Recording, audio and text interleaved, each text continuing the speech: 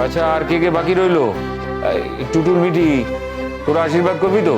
বাবা আমি আবার কি আশীর্বাদ করবো? পিঠোপিঠি ভাই অলমোস্ট, মানে আমি আশীর্বাদ আর কি করবো?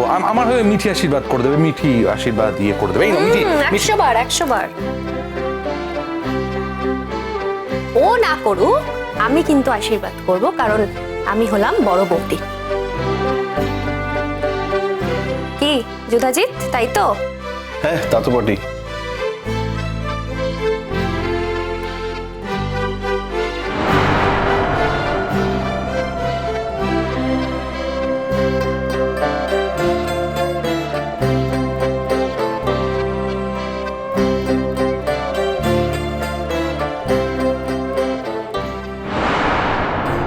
গুড্ডি, এইটা তোর জন্য।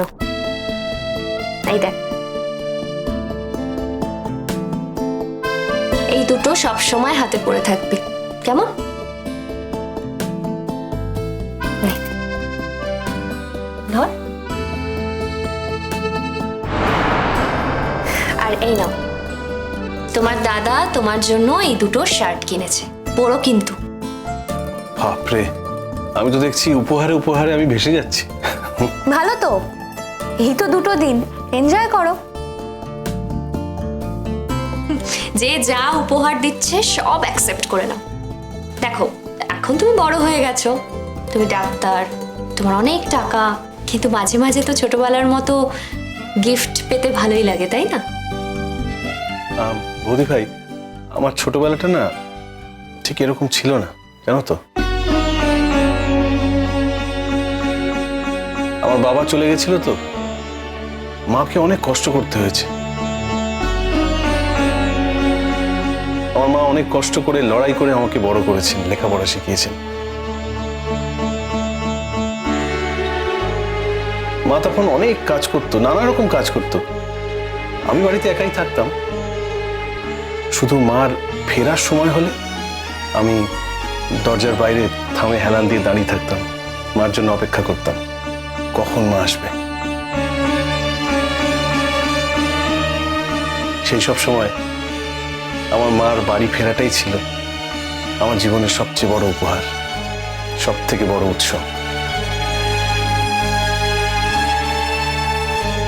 আই এম সরি যুধাজিৎ, ছোটবেলার কথা বললে যে তুমি কষ্ট পাবে আমি বুঝতে পারিনি, বিশ্বাস করো। মানে আমি কিন্তু এত কিছু ভেবে বলিনি।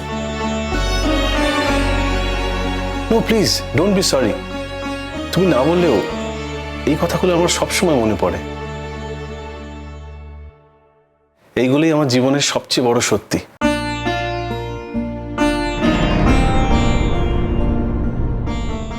কই, আর কেউ আশীর্বাদ করার আছে? আশীর্বাদ করার নেই, মানে বলছিলাম যে আমার কাছে একটা গিফট আছে, আমি কি তাহলে দিয়ে দেব? হ্যাঁ, দিয়ে দাও, হয়ে গেল তো সব। এবার তোর মা আশীর্বাদ করবে।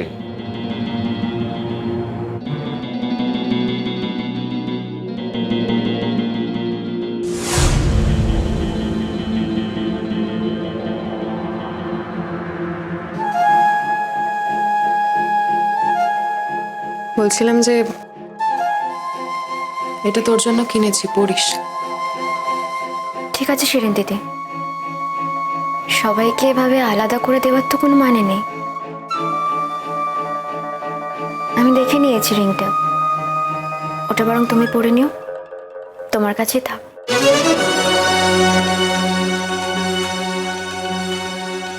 বলছি যে ওখানে যুধাজিৎদার জন্য একটা শার্ট আছে, পরতে বলিস। এখন থাক, আমি পরে ঠিক পরে নেব। আচ্ছা আচ্ছা, ঠিক আছে ঠিক আছে, এবার ওর মা আশীর্বাদ করবে। এসো এসো বৌমা, এসো। হ্যাঁ দাদা।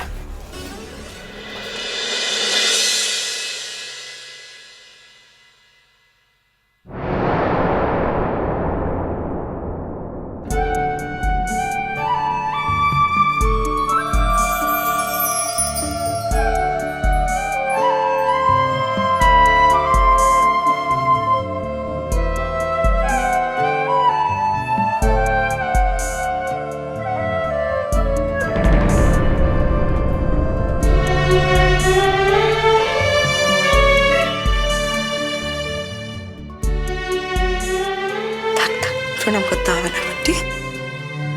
এই হারটা আমাকে জিতের বাবা বানিয়ে দিয়েছিল। বাহ, কি সুন্দর হারটা। আমি কখনো পরিনি, রেখে দিয়েছিলাম যে জিতের যখন বিয়ে হবে জিতের বউকে এই হারটা পরিয়ে আমি আশীর্বাদ করব।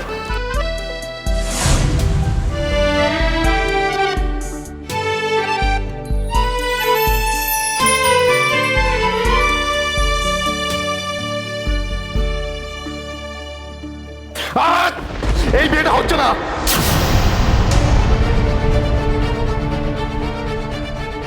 এই বিয়েটা হচ্ছে না। এই বিয়েটা হবে না, হবে না এই বিয়েটা।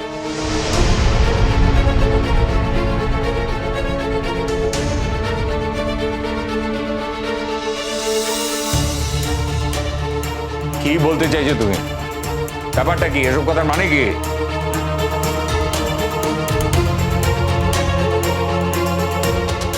এখন এসব কথা বলার কি মানে অনুজ? জিৎ আর গুড্ডি নিজেদের ইচ্ছে বিয়েটা করছে, তুমি কেন বাধা দিচ্ছ? না না, আমাকে এখনই বলতে হবে,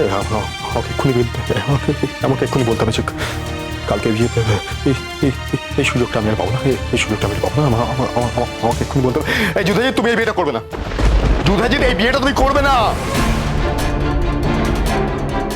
অনুজ, প্রথম কথা, আমি তোমার দাদা।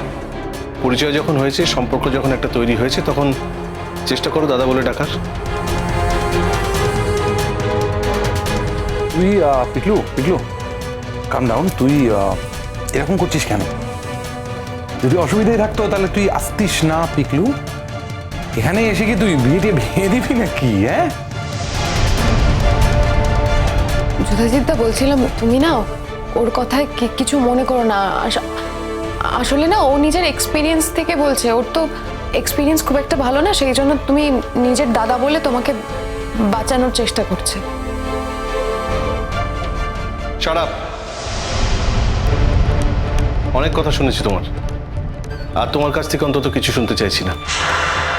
আমি তো বলছি এই বিয়েটা হতে পারে না। এই বিয়েটা তুমি করতে পারো না। আমি এখন সব কথা খুলে বলতে পারছি না, আমি এখন সব কথা খুলে বলবো না। আমি শুধু তোমাকে এইটুকু বলছি, এই বিয়েটা তুমি করবে না। এই বিয়েটা হতে পারে না, বুঝতে পেরেছো? এই বিয়েটা হবে না। একটু শান্ত হও, এরকম করো না।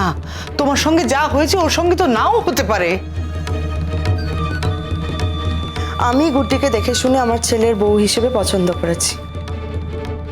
গুড্ডিকে নিয়ে আমাদের কোনো অভিযোগ নেই। গুড্ডিকে আমরা প্রচন্ড ভালোবাসি। আর দেখো, তোমার আর গুড্ডির বিয়ে আর জিৎ আর গুড্ডির বিয়ে দুটো সম্পূর্ণ আলাদা। তোমার সঙ্গে গুড্ডির বিয়েটা একটা অ্যাক্সিডেন্ট ছিল।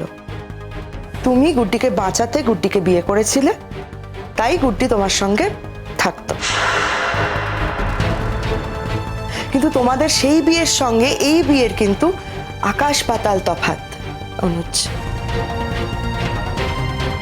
আর তার থেকেও বড় কথা, আমার ছেলে জিৎ গুড্ডিকে ভালোবাসে, আর গুড্ডিও জিৎকে ভালোবাসে। আরে না, ভালোবাসে না। ওর কাউকে ভালোবাসতে পারে না। কি বললে? আমি তো বলছি ও আর কাউকে ভালোবাসতে পারে না। ওর একটা অতীত আছে, তোমরা সমস্ত কিছু জানো না, আমি সবটা জানি। যুধাজিৎ প্লিজ, আমি তোমাকে দেখো যুধাজিৎ, আমি তোমাকে রিকোয়েস্ট করছি, তুমি এটার মধ্যে ঢুকো না। তুমি তো সবকিছু জানো না, তুমি কোনো অতীত সম্পর্কে কিচ্ছু জানো না। আমি তোমাকে বলছি ওর একটা অতীত আছে। আমার তুমি এই বিয়েটার মধ্যে ঢুকো না। তুমি এই বিয়েটা করবে না। কি জানো বলো?